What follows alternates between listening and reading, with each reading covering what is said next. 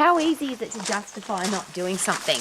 I'm too busy, haven't got time, haven't got enough money, it's too hot, it's too cold, haven't got the right clothes. And we give ourselves a long list of reasons/excuses for not getting stuff done. But my most important question is this: at the end of the day, and my day's about to end outside, I'm going to go inside. When I look in my mirror and say, how was my day today? And I knew that I could have, I should have, I would have, but I didn't. How do I feel? Versus I start my day, I've got a list of things to do, I get them all done.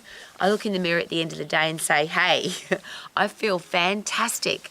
My brain is high, filled with achievement chemicals, dopamine, serotonin, brain-derived neurotropic factor, the fertilizer for your brain, which gets you ready for another day, which means tomorrow is going to be even better than today, versus I didn't do what I was supposed to do, so now I feel pretty crappy. I've got those horrible chemicals in my brain that make me feel awful. I feel depressed, I feel angry, I feel annoyed with myself. So how's tomorrow going to be? So how do we make a change? And there's that thing called habits. Are you in the habit of making excuses, downward spiral, feeling terrible? Or are you in the habit of getting stuff done?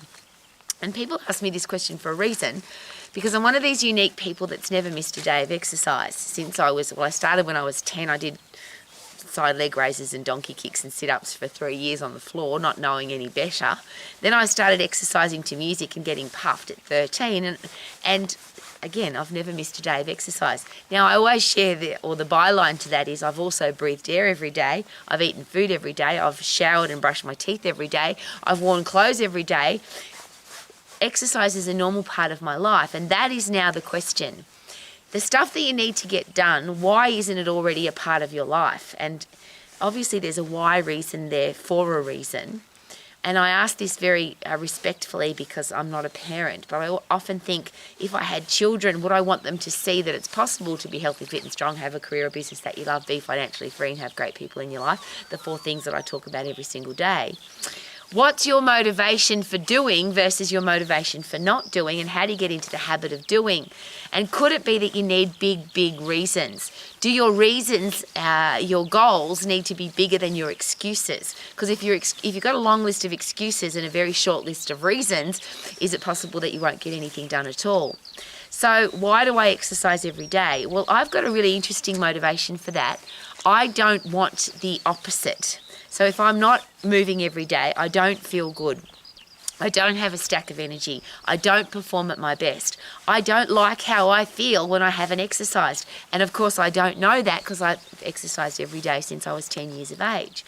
So yes, of course, I'm in the habit of being healthy, fit, strong, lean, energetic, and loving exercise because I've been doing it every single day.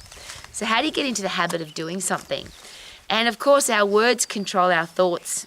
Our thoughts and words are the same thing, which control our actions, which control our results, and we control our outcomes. So what if you just changed your words? So instead of saying, I want to exercise, why not just call yourself a fit, healthy person? What would a fit, healthy, strong person do today? What would a wealthy person do today? What would a happy person do today? What would a successful career person do today if they've got the same career that I have? Versus I'm fat or sick or weak or depressed and feeling down, or using those kind of words about yourself. So what if you just change your words? There's a great place to start. Then if you do something enough times, is it possible that it becomes a habit? So what if you just decided today, regardless of how I feel, and this is the definition of discipline, of course, do what you should do, when you should do it, even if you don't feel like it. Now, are there days that I don't feel like exercising? Of course. But when I logically go into my brain, I could emotionally say I don't feel like it and come up with a list of excuses why I'm not going to.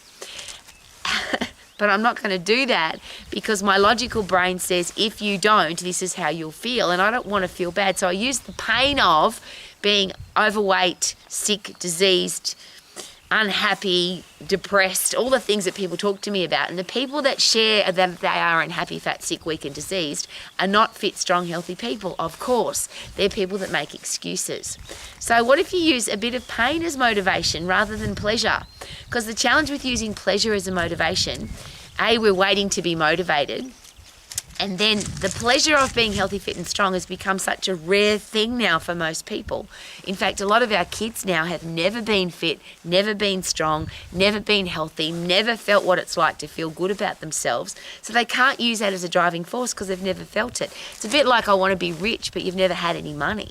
The thought might be nice, but it doesn't make any sense because you've never had it. But if you use a driving force of, I'm sick of having no money, I'm sick of being fat, I'm absolutely had enough of living my life this way, this is the last day I'm going to live like this because I'm sick of the pain of living like this. And of course the behavioural scientists will share with us that the only reason we ever make change is because the pain of staying the same is greater than the pleasure of changing or staying the same. So if I stay the same, I'm going to feel awful. If I change, I'm going to feel great. But the reverse of that is if I keep doing this, I feel okay, there's no pain involved, then I don't make a change. So only because people share with me every day they're grumpy, miserable, angry, depressed, fat, sick, weak and diseased, and then come up with a list of excuses as to why they are that way.